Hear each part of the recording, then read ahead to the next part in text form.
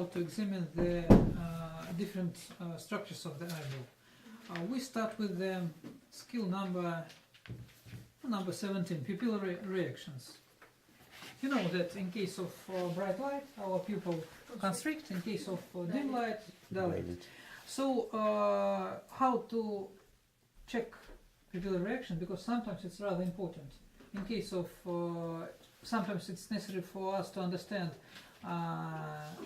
is there exist any light perception or not, because in case of total blindness there is no light reaction, you understand, and there exist several types of reactions, and maybe difference in the activity, of this type of reaction in case of different types of pathology.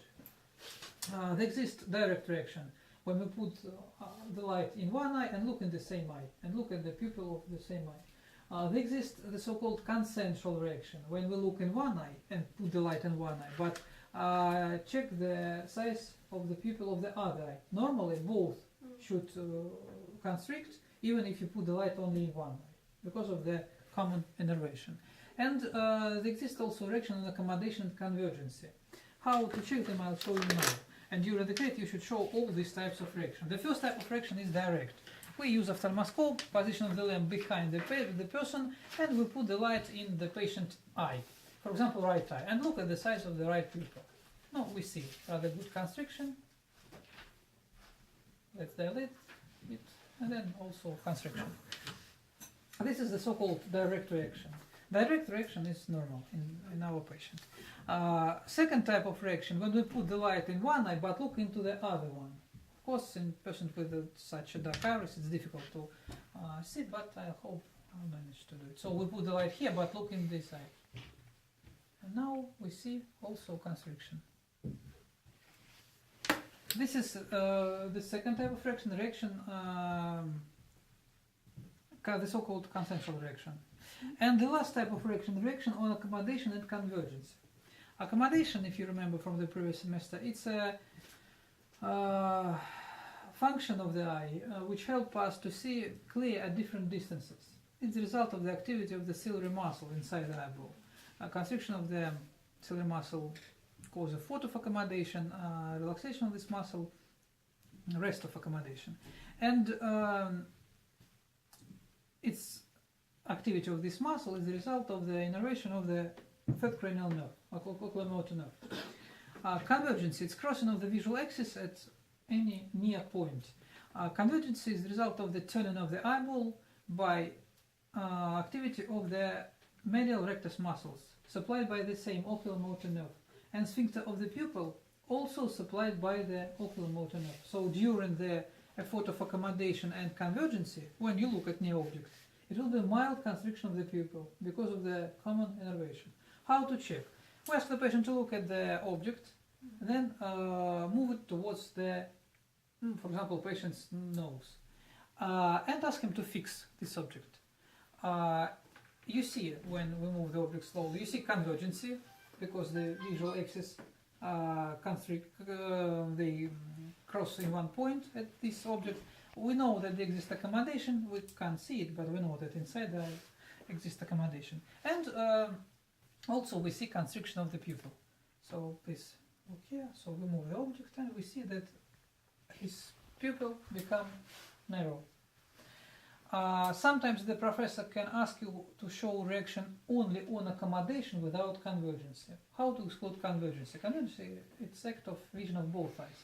So put your palm by such a way, and now we can check isolated reaction on accommodation of this eye and of this eye without convergence, because one eye excluded from actual vision. Clear? So during the credit you should show 4 reactions: direct, consensual, reaction on accommodation, convergence, and isolated reaction on accommodation. It was skill number 70. Next one, focal or oblique elimination. So can you repeat the name of the first? Direct, what for? Direct, consensual reaction on accommodation, convergence, and isolated reaction on accommodation. Take in your libraries the guideline and you'll find all the description here. I told you about it yesterday. Next skill number 18, focal or oblique, in brackets, elimination. Position of the lamp opposite the patient. For this method of examination, you need lamp and lens 20 diopters. 20. From this set, there exist two lenses here, 20 and 13 diopters. You should take 20. Focal length of this lens 5 centimeters. So you should hold this lens, this loop, at distance 5 centimeters from the patient's eye. In this case, there will be a good focus of light rays on the different structures of the eye, and you can check them. With the help of method of focal oblique illumination, we can examine anterior segment of the eye and eye appendages, conjunctiva, eyelids with eyelashes, and area of lacrimal passages. How to check? We start with the right eye as usual. You can hold your lens by such a way, or even in your left hand. If you are left-hander, you can put the lamp on your left side. No, just change with the patient. Yes, it's so 5 centimeters from my lens to the eye, and in this case I see the good focus of light rays on the surface of different structures. Do you see? I think no. If you are standing here, you can't see. Okay. No, it's your problem. You see how to check. We check different structures, then ask the patient to look up, look down, pull up the apparatus to the left and to the right. And we check such structures as eyelids with eyelashes, conjunctiva, sclera, cornea, anterior chamber, iris, pupil, and anterior surface of the crystalline lens. If all the structures are normal, it's not necessary to name them one by one. Your conclusion will be rather short. Anterior segment of the eye and eye appendages without pathology. Anterior segment and eye appendages without pathology. That's all. If you'll find any changes, you should describe them. Okay. After that, by the same way, you can check the other eye. Also ask the patient to look down, to look up, to the left, and to the right. Okay. Also normal. Next skill. Skills number 1 and number 2, lids aversion and examination of conjunctival fornices. During the credit, you will take cards with numbers. If you take card number 1, lids aversion, or number 2, examination of conjunctival fornices, you should show the same manipulation. Because we can't examine fornices without aversion, and of course it's not necessary, no aim to averse eyelids without examination. So if you take card number 1, lids aversion, or number 2, examination of conjunctival fornices, you should perform the same. You should first averse eyelids, then examine conjunctival fornices. How to averse and how to examine. Let's start with all the equipment like in case of focal illumination, because for examination of conjunctival fornices we use previous method of focal illumination. The only difference, you additionally averse the eyelid to see fornices, because you can't see them without aversion. How to averse the so you prepare a lamp, you prepare lens 20 diopters. How to averse the lower eyelid? We ask the patient to look up. We put the thumb of your left hand on the lower eyelid at distance about 5 millimeters from its margin, then pull it down. And now you see fold. Pale pink, smooth and moist. This is the lower conjunctival fornix. And with the help of lens, we examine. It's really pale pink, smooth and moist. So a lower conjunctival fornix is normal after aversion of lower eyelid. Aversion of lower eyelid is very easy. How to averse the upper eyelid? We ask the patient to look down. Then with the help of our thumb of left hand, you pull up the upper eyelid by such a way. Now you can grasp the upper eyelid. Not only eyelashes, but also the tissue of the eyelid by such a way. Then no fixation, you see, and you pull down the upper eyelid a bit. Put the tip of your left thumb at distance about 1 centimeter from its margin and averse the eyelid around the tip of the thumb. Is it painful? No, I think not. Yeah. Take the lens with this finger. You fix and examine. Also pale pink, smooth and moist. Don't forget to return it to its normal position. Clear? During the credit, you should do this manipulation. In your group, I think it will be without any manipulation. In case of students from Malaysia, it's really difficult because of the properties of anatomy of the Right. palpebral fissure, you know. Yes, it's really difficult, yes. But it's also, they also manage to do it in every group. So in your group, I think it will be no problems. It was skill number 1 and 2, and additionally number 18, focal elimination. 2 more skills for today, and it will be enough. Skill number 19, distant direct ophthalmoscopy.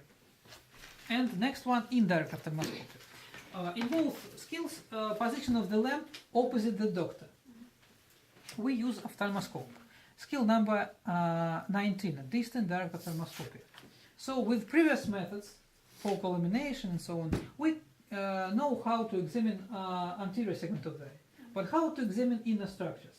We can examine them with these 2 methods, distant direct and indirect ophthalmoscopy. For number 19, distant direct ophthalmoscopy, this method is based on the phenomena of the red eye, in brackets. Yeah? You know this phenomena, from time to time on the photos, you see the red pupil. Is it good or bad?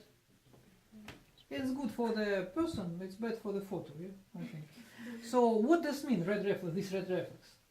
If we talk about the photo, light from the flash come in patient eye, come through all the transparent mediums, cornea, crescent lens, vitreous, get cornea, then return as a result of reflex from the surface of cornea and underlying choroid, consists of a great deal of blood vessels. And this reflex, as a result of these blood vessels and pigment epithelium of retina, change its color from white into red. And then return on the photo film, on the photo, it look like a red pupil. It's good for the person because red pupil means that there are no transparency, there is no opacities on the pathway of light rays.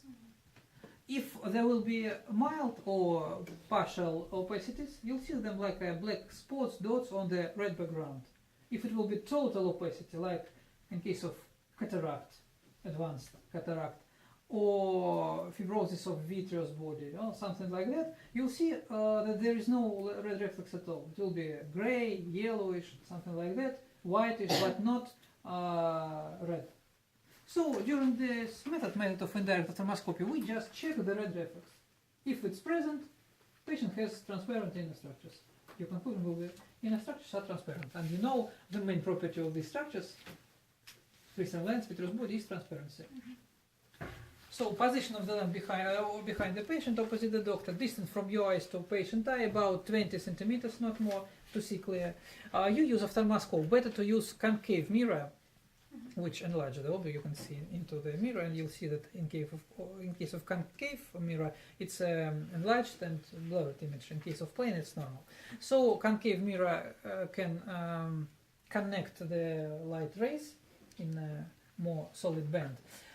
Look in my here in my ophthalmoscope. Now I see the red reflex. Sometimes opacities may be not in the center but on the periphery, so we ask the patient to look up, look down, look to the left, and look to the right. In all 4 directions he has normal, good red reflex. It means that inner structures of his right eye are transparent. So conclusion must be red reflex in all the positions, or you can explain. Inner structures are transparent because of the red reflex. Don't forget to turn patient's eye to the left, to the right, up, down, not only in primary position of gaze. And the last for today, practical skill for today, indirect ophthalmoscopy. Looks like the previous one. The only difference, we additionally use lens 13 diopters to enlarge the image of the reflex from the fundus, and with the help of this lens we can see the structures of the fundus of the eye. Now here you see one of the picture, the low one. You see the fundus of the eye, and you see the optic nerve disc, yellowish, or in this case yellow oval or the yellow disc with the blood vessels which have their pathway from the center of the disc, and the yellow spot. It's really difficult for the students to see the real fundus, especially if the pupil is narrow. No, just show the technique during the class. So we ask the patient the same concave mirror towards the patient. when we check the patient right eye, we ask the patient to look at the small finger of your right hand. If left eye, on your left ear, a sort of crossing, yeah? Because to see clearly optic nerve disc, it's necessary to turn the eyeball inward a bit. So when we check the right eye, you ask the patient to look at the small finger of the right hand, then put the lens, now I see the red reflex like in previous method, and put the lens at distance about 7 centimeters. And now I see the optic nerve disc of the patient's right eye. Now ask the patient to look at your left ear, also find the red reflex, and put the lens at distance by 7 centimeters. And now I see the optic nerve disc of his left eye. Clear? Okay. Any questions about this?